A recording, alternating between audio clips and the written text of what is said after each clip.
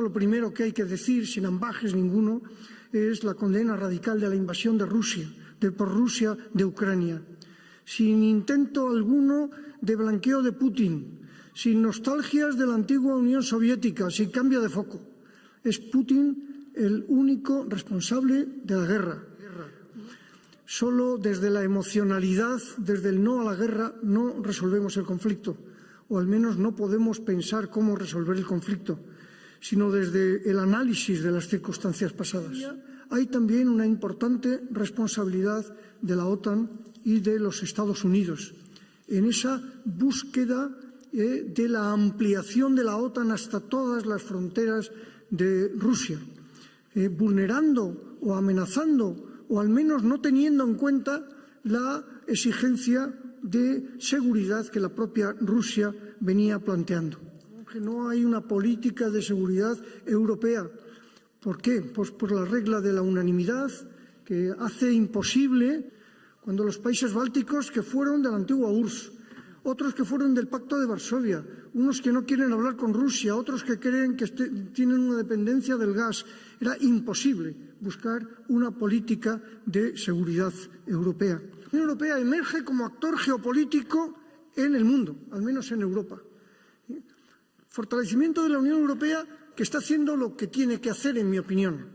Por una parte, sancionar económicamente y desde todos los puntos de vista a Rusia y, por otra parte, ayudar al pueblo ucraniano para que se defienda del invasor. De repente, todos los países europeos dicen, no, a mí si me amenaza Rusia y quiere invadirme, yo quiero la OTAN detrás. Y algunos países del este que todavía no están quieren entrar. Y algunos países neutrales de historia permanente de no alineamiento, como Finlandia y Suecia, dicen, ojo, si Rusia de Putin sigue expandiéndose, yo quiero también, me puedo plantear que la OTAN me defienda. Todos los países ya están hablando de subir los gastos militares. Estamos, por tanto, a una vuelta a un conflicto de bloques militares, distinto del de hace 30 años o 40 años, pero otra vez bloques. El bloque de la OTAN, el bloque de Rusia, el enfrentamiento, la confrontación, el incremento del gasto militar, el incremento otra vez de la carrera de armamentos. Lo vamos a ver pronto. Una militarización del lenguaje y del pensamiento, del discurso público. Un discurso que gira alrededor de la guerra, porque la guerra está ahí, porque nos han traído la guerra. Pero este discurso, la militarización del discurso, tiene enormes peligros de presente y sobre todo de futuro. Las organizaciones pacifistas hemos estado siempre en contra de la confrontación de bloques militares y por eso hoy estamos inequívocamente en contra de la guerra y a favor de la paz y de las vías diplomáticas. La izquierda tiene a veces el miedo a formular propuestas, a plantearse el tema de la seguridad, el tema de la defensa. En 1983, un socialista, el primer ministro sueco Olof Palme, planteó en plena Guerra Fría y de la confrontación de bloques la propuesta de seguridad compartida. Frente a la guerra, nunca, y frente a la disuasión, como vía de incremento de armamentos y de amenaza mutua, que es lo que nos va a garantizar que nadie ataque a nadie, porque significaría el destrozo mutuo, significaría la desaparición mutua. Frente a ello, Olof Palme hablaba de la seguridad compartida. La seguridad compartida, que era un discurso que significaba seguridad para toda Europa, desde el Atlántico hasta los Urales.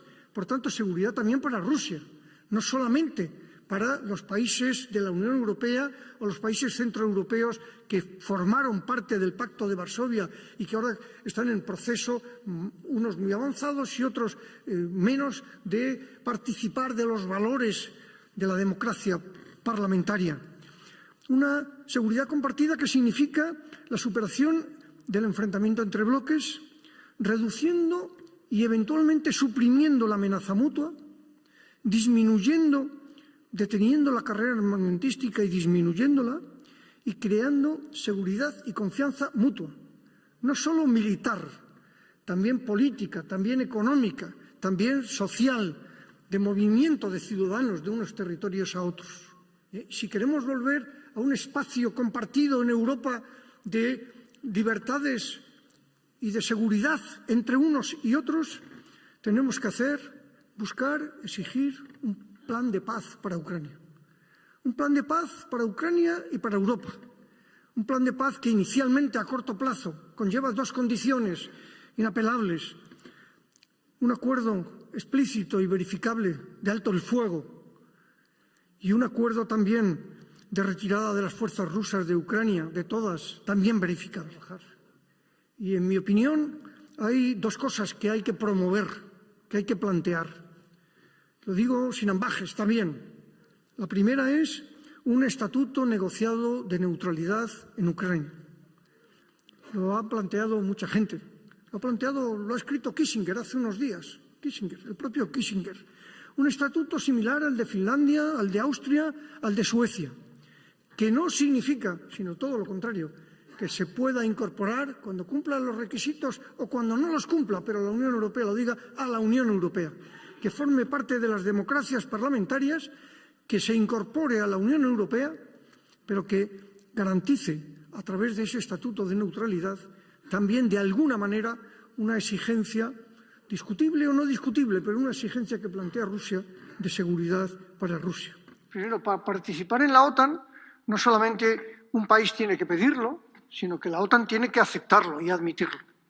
Ya en el 2008 y 2009 se planteó por Bush hijo, presidente de Estados Unidos, la entrada de Ucrania en la OTAN y fueron Alemania y Francia quienes se opusieron.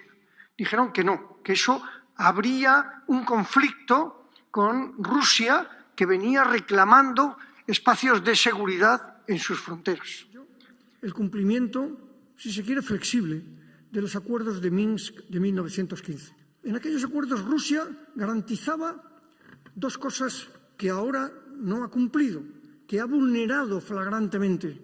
Uno, la integridad territorial de Ucrania, pero dos, Ucrania también garantizaba que toda la zona del Donetsk y de Lugansk, esas dos regiones del este de Ucrania, donde hay una mayoría de gente prorrusa o de lengua rusa y que se siente rusa, que tendrían un estatuto especial dentro de Ucrania.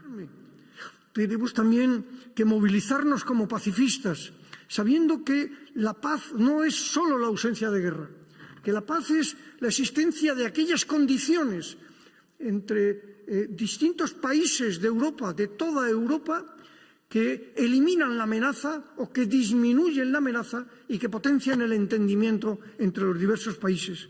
Hay que reconstruir el movimiento pacifista europeo.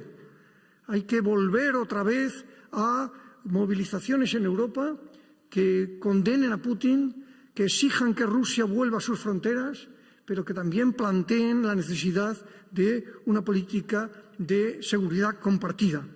En eso están ya muchas organizaciones en Francia, en Italia, en Alemania, incluso importantes sindicatos europeos. En Polonia, 500.000 desplazados ucranianos, 500.000 personas, en 7 días, en 8 días. Es indispensable que la Unión Europea y España actúen de manera decidida y rápida en la acogida de refugiados, de esos refugiados, que se creen canales humanitarios y se garantice el estatuto, al menos de refugiados y no de asilado, de todas esas personas en los distintos países, que haga Europa hoy lo que no hizo en 2015, cuando hubo varios millones de refugiados sirios que se quedaron en las puertas. Podemos quizá avergonzarnos de que no lo hicimos con los sirios, pero tendremos que hacerlo, debemos hacerlos con los ucranianos hasta que acabe la masacre, hasta que la paz vuelva a Ucrania y puedan ellos reconstruir sus vidas. Muchas gracias.